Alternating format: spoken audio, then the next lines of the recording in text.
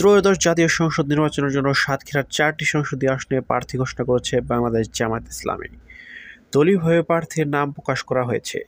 দলীয় সূত্রে জানা যায়, সাতক্ষীরা 1 তালা ও কলারোয়া আসনে জামাতের কেন্দ্রীয় নির্বাহী পরিষদের সদস্য অধ্যক্ষ ইজ্জতুল্লাহ, সাতক্ষীরা 2 সদর আসনে দলটির কেন্দ্রীয় সাংগঠনিক সেক্রেটারি ও খুলনা অঞ্চল পরিচালক মুহাদ্দিস আব্দুল খালেক, সাতক্ষীরা 3 আশাশুনি ও দেহঘাটা ও কালীগঞ্জের আংশিক আসনে দলটির কেন্দ্রীয় শুরা সদস্য ও সাতক্ষীরা জেলা জামায়াতের সাবেক আমির মুহাদ্দিস রবিউল বাশার এবং সাতক্ষীরা 4 শ্যামনগর ও কালীগঞ্জের আংশিক আসনে জামায়াতের দলীয় সাবেক সংসদ সদস্য গাজী নজরুল ইসলাম দলের প্রার্থী নির্বাচিত হয়েছেন বলে জানা গিয়েছে।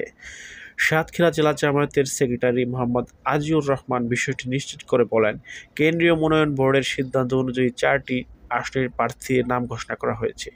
ত্রয়োদশ জাতীয় সংসদ নির্বাচনে প্রতিদ্বন্দ্বিতা করার লক্ষ্যে বেশ কিছুদিন আগে সাতক্ষীরার 4টি সংসদীয় আসনে জামায়াতের প্রার্থী চূড়ান্ত করা হয় বলে জানা গিয়েছে।